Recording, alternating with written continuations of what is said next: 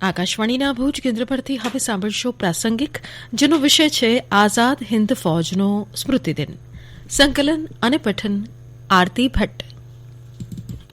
21 ઓક્ટોબરનો દિવસ ખાસ છે કારણ કે આ દિવસે 1943માં સુભાષચંદ્ર બોઝે આઝાદ હિન્દ ફૌજના સર્વોચ્ચ કમાન્ડર તરીકે સ્વતંત્ર ભારતની કામચલાઉ સરકાર આઝાદ હિન્દ સરકારની રચના કરી હતી. તેને જર્મની, જાપાન, ફિલિપાઇન્સ, કોરિયા, ચીન, ઇટાલી, મંચુકુઉ અને આયર્લેન્ડ સહિત 11 દેશોની સરકારો દ્વારા માન્યતા આપવામાં આવી હતી.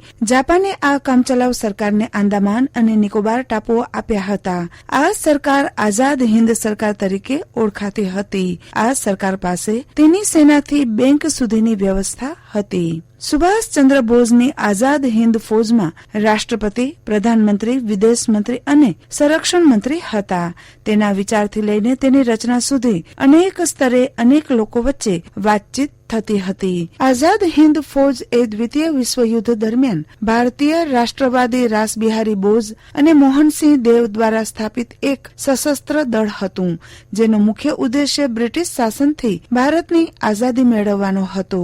આ દળની રચના ભારતીય રાષ્ટ્રીય સેના તરીકે 1942માં મલાયા, ઉત્તર બોર્નિયા અને જાપાન આધીન સારવાકમાંથી પકડાયેલા દ્વિતીય વિશ્વયુદ્ધના ભારતીય યુદ્ધ કેદીઓને સામેલ કરીને કરવામાં આવી હતી. આ જ વર્ષે જાપાન યુદ્ધમાં ભારતીય રાષ્ટ્રીય સેનાની ભૂમિકા અંગે જાપાની અને ભારતીય નેતૃત્વમાં મતભેદને પગલે ડિસેમ્બર માસમાં તેનું વિઘટન કરવામાં આવ્યું હતું. રાસબિહારી બોઝે સેનાનું નેતૃત્વ સુભાષચંદ્ર બોઝને સોંપી દીધું. સુભાષચંદ્ર બોઝના નેતૃત્વમાં સેનાનું આઝાદ હિન્દ ફૌજ તરીકે પુનર્ગઠન કરવામાં આવ્યું હતું. 1943માં સુભાષચંદ્ર બોઝ દક્ષિણ એશિયા પહોંચ્યા બાદ સેનાને આરજી હકુમતે આઝાદ હિન્દ સ્વતંત્ર ભારતની અંતરિમ સરકાર તરીકે ઘોષિત કરી. બોઝના નેતૃત્વમાં આઝાદ હિન્દ ફૌજે મલાયા તેમજ બર્માના બિન નિવાસી ભારતીયો અને ભારતીય મૂળના વ્યક્તિઓ તેમજ નાગરિક સ્વયંસેવકોને આકર્ષિત કર્યા. આ દ્વિતીય આઈએનએ બ્રિટિશ તેમજ રાષ્ટ્રમંડળ વિરુદ્ધ બર્મા અભિયાન, કોહિમાની લડાઈ, ઇમ્ફાલની લડાઈ ઉપરાંત દ્વિતીય વિશ્વયુદ્ધના સૈન્ય અભિયાનોમાં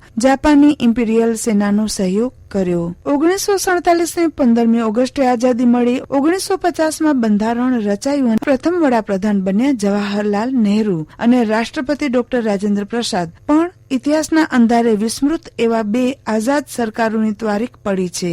તેનું બંધારણ હતું, રાષ્ટ્રગીત હતું અને રાષ્ટ્રધ્વજ પણ હતો. પ્રધાનમંડળનું પીએન હતું. 29 ઓક્ટોબર 1915ના દિવસે અફઘાનિસ્તાનમાં આઝાદ હિન્દ સરકારની રચના થઈ. તેના રાષ્ટ્રપતિ રાજા મહેન્દ્ર પ્રતાપ હતા અને વડાપ્રધાન મૌલાના મોહમ્મદ બરકતુલ્લા, ગૃહપ્રધાન મૌલાના ઓબિદુલ્લા સિંધી, વિદેશ મંત્રી ડોક્ટર ચંપક રમણ પિલાઈ, 6000 સૈનિકોની ફૌજ અને લક્ષ્ય ભારતની મુક્તિનું. રશિયા અને તુર્કીની મદદ લઈને ભારતમાં ક્રાંતિ પ્રવૃત્તિ આ સરકાર અનેક અવરોધો છતાં સક્રિય. તે સરકારના એક મંત્રી ડોક્ટર મથુરાસિંહને ફાંસીના તખ્તે ચડાવવામાં આવ્યા. વિશ્વયુદ્ધમાં જર્મની હાર્યું એટલે નકશો બદલાયો.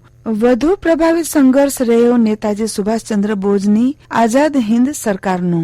21 ઓક્ટોબર 1943માં આઝાદ હિન્દ ફૌજની રચના થઈ. તેના રાષ્ટ્રપતિ અને સરસેનાપતિ સુભાષચંદ્ર બોઝ હતા. વિદેશ નીતિનું મંત્રાલય તેમણે સંભાળ્યું અને આ પ્રધાનમંડળમાં 5 મંત્રીઓ હતા. આનંદ સહાય વિદેશ વિભાગ, S.A. અય્યર પ્રચાર વિભાગ, લક્ષ્મી સહગલ મહિલા વિભાગ, મેજર જનરલ S.C. ચેટર્જી નાણામંત્રી. આઝાદ હિન્દ સરકારને 9 દેશોએ રાજકીય માન્યતા આપી. આઝાદ હિન્દ સરકાર અને ફૌજનો રાષ્ટ્રધ્વજ ફરકાવવામાં આવ્યો. તે તિરંગો તો હતો, પણ કોંગ્રેસના ચરખાને સ્થાને રોયલ બંગાળી ટાઈગર ગરજતો હતો. 60,000 સૈનિકોમાં 1500 અફસરો નિયુક્ત થયા. તેનું રાષ્ટ્રગીત રવિન્દ્રનાથના જનગણ મનથી થોડું અલગ હતું. શુભ સુખ ચૈન કી બરખા બરસે, ભારત ભાગ હે જાગાથી તેની શરૂઆત થતી. કદમ કદમ બઢાએ જા બીજું સૈનિકી ગીત હતું. બીજી આરજી હકુમતના આ શહીદ સૈનિકોનું સ્મરણ આપણે ન તો ઇતિહાસમાં કે ન નાગરિકના ચિત્તમાં કરીએ છીએ. આ સરકારનું પોતાનું ચલણ હતું, સેના હતી. પહેલીવાર મહિલા રેજિમેન્ટ પણ સ્થાપવામાં આવી હતી. હમણાં જ આપ પ્રાસંગિક સાંભળી રહ્યા હતા, જેનો વિષય હતો આઝાદ હિન્દ ફૌજનો સ્મૃતિદિન. સંકલન અને પઠન આરતી ભટ્ટ. પ્રસારણ આકાશવાણીના ભુજ કેન્દ્ર પરથી કરવામાં આવ્યું.